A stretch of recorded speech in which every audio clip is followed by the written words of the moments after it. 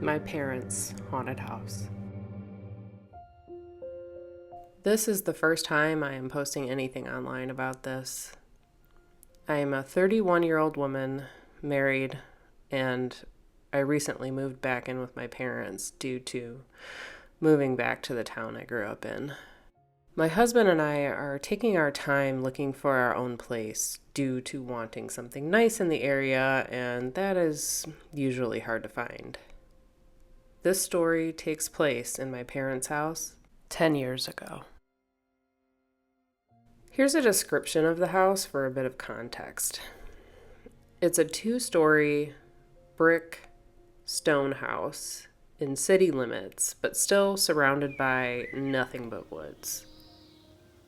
You have to go through a garage that leads into the kitchen with the first bedroom to your left. Past the kitchen is the main living room, and to the right is a hall that is very open. In this area, you will find the main dining room, the second living area, but if you continue straight, you will see the staircase to your left, and even further straight is my parents' bedroom and bathroom. Going up the stairs, you will come to a third living area. Yes, this is a huge house, with 2 sets of French doors side by side that lead to the outside balcony. Going straight, there's a sharp left that leads you to the other 3 bedrooms and 2 bathrooms. This is where the story takes place. The first time I stepped foot into this house, I immediately felt off. Like something just wasn't right. I felt a presence, but didn't know what or who it was. I brushed it off, thinking I was just reading too much into it. I continued to feel like this for the next couple of years, and because of it, I didn't enjoy visiting them much. My parents liked to gamble a lot back then, so they would ask me to babysit my baby brother and sister one day on the weekend. My boyfriend, who is now my husband, loved them, so he would always babysit with me. The first few times, I really didn't pay attention to the feeling I would get because we would be busy playing or eating with the kids. After that, things kind of chilled out and we would end up watching movies until it was time for us to go to bed. Now, my husband is a freak of nature. It's like he falls asleep the second his eyes are closed. Me, on the other hand, it takes me forever to get comfortable enough to wind down my mind. I also don't sleep well even when I do finally get to sleep. This night was the first time I saw and heard something in this brand new house. In this room, the bed was facing the doorway, but not directly in front of it. With the double doors open, you can see the front of the staircase and all the way down the hallway. As long as the light is on, that is. This night, only one of the hallway lights were on. I was laying in bed with the TV on, but the volume down low so I could hear if one of the kids called me. I was almost asleep when I hear one of my siblings coming down the stairs. I open my eyes a bit and wait for them to get to the bottom, but they never do. I don't think anything of it, close my eyes and begin to drift off again. A few minutes later, I hear it again. So I open my eyes and wait, but again, they never get to the bottom.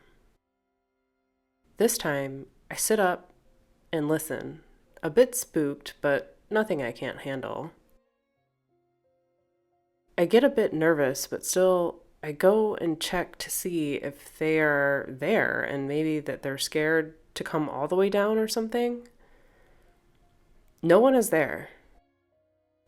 Confused and thinking I might be dreaming it up, I go back to bed, this time closing one of the double doors. It was a few hours later, around 2:30 a.m., when I feel like someone is very near me. as if they're standing next to the bed right in front of me. Usually, when I opened my eyes, I would see the green glow of the alarm clock on the bedside table, but this time I saw nothing. It was pitch black. I couldn't even see the hallway light on, and the TV had turned off on its own. I felt like I couldn't move. I was awake now and scared to my bones. I was finally able to call out my husband's name loud enough to wake him. He reached over and turned on the light. And right then, the scared feeling went away and I was able to move. I freaked out and started crying. I couldn't begin to explain to him what happened because even if I had, he didn't believe in those things.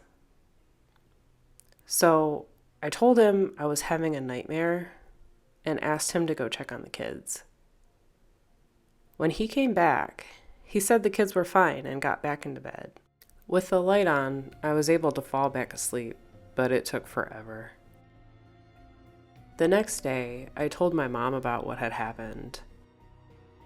And that's when she told me she had been hearing footsteps on the stairs at night and even saw someone standing by her door at times. She didn't tell anyone because she didn't want to scare the kids. This is when she told me what she had done. She wanted to know what was going on in her house, so she went and bought a voice recorder.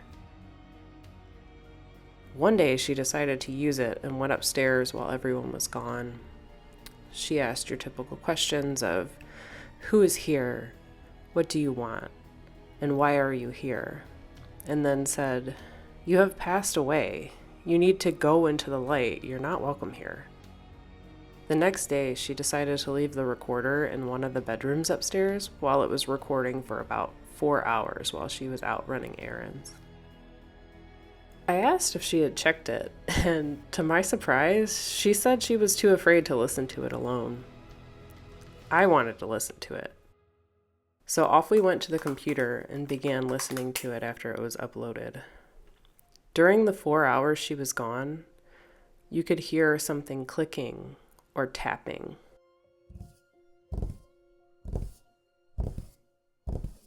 Sounds of a drawer opening and closing, but we weren't for sure. Then we listened to the part where she was asking questions. Now you could hear a sound that resembled a fan, or maybe static, throughout the whole thing, so some sounds were indistinguishable.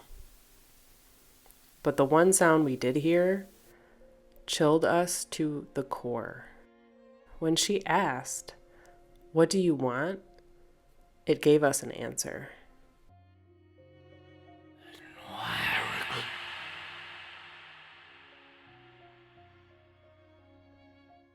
For the sake of privacy, I'm going to be changing my brother's name for this. The answer was Jamie. It didn't answer any other questions except for that one. I cried immediately. He wasn't having night terrors for no reason. Something was there for him. Every night. Shortly after hearing this, we asked a friend to cleanse the house. For a long time, everything has been okay. My brother stopped having night terrors, and my mom was able to sleep comfortably, and all was good again, until now. I have been living in this house for a month and a half. For the last 3 weeks, I have been seeing things everywhere, especially when I'm alone. Because of this, I won't stay here alone anymore. I get this strong feeling of being watched. I had the feeling of someone pulling on my blanket at night. I think it's time for another cleanse. Oh, and just an FYI, I am the 3rd generation on my mother's side of the family that is able to see spirits. My dad's side of the family has, in the past, before I was born, practiced black magic. I don't like speaking to them, and I won't dabble in any of the spiritual stuff most people do. I stay as far away from it as possible, and I recommend that you do too. Even if you're careful, these spirits can haunt for a long time, even after you're gone.